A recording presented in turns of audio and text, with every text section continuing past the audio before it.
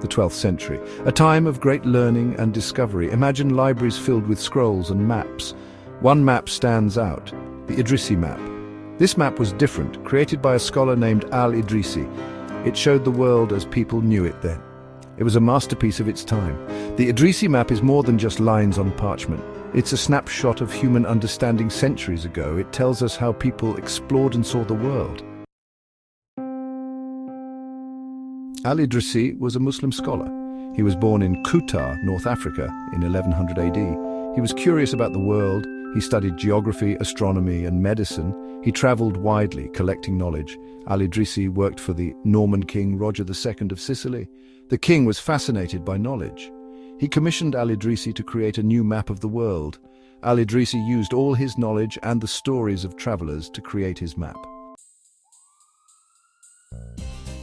The 12th century was a time of change. The Islamic Golden Age was at its peak. Scholarship flourished from Spain to Central Asia. Trade routes connected distant lands. Travelers brought back stories and observations. Knowledge from ancient Greece and Rome was being rediscovered. This knowledge blended with new discoveries. It was in this environment that Al-Idrissi set out to map the world. The Idrissi map was unique for its time. It was a world map, drawn on 70 rectangular sheets of parchment. When combined, these sheets formed a large circular map. It showed the known world in remarkable detail. The map was oriented with south at the top. This was common in Arabic cartography of the time. Section 5, 70 maps, one world. The 70 sheets of the Idrissi map were not just a way to fit the world onto a manageable surface. Each sheet was like a mini-map. These smaller maps provided details about specific regions. They included cities, rivers, mountains, and even trade routes. Imagine a traveler using the Idrissi map. They could unfold the sheet that showed their destination. They could see the landmarks and routes they needed to follow. Section 6 south at the top, a different perspective. Today we're used to seeing north at the top of maps, but the Idrissi map, like many maps of its time, placed south at the top. This wasn't a mistake.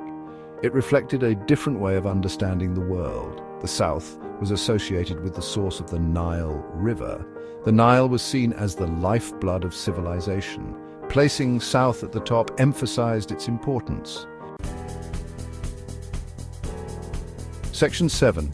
Beyond Borders. The Idrissi map's depiction of culture and nature.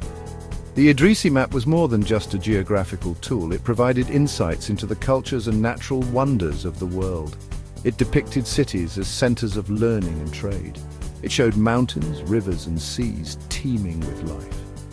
It even included illustrations of animals and plants found in different regions.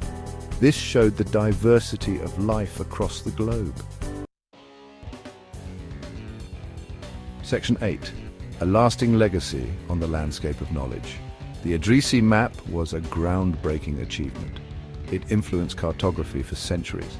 Its accuracy and detail surpassed many earlier maps. European mapmakers studied and copied from it. It helped shape the European view of the world during the Renaissance.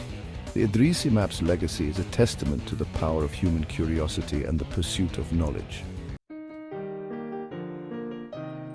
Section 9. The Idrissi map, a window to the past, a guide for the future. Today, we explore the world with satellites and GPS. But we can still appreciate the Idrissi map. It reminds us of a time when exploration was driven by curiosity and the desire to understand our planet. The Idrissi map is a reminder that knowledge is a journey, not a destination. It inspires us to keep exploring, keep learning, and keep mapping the universe around us.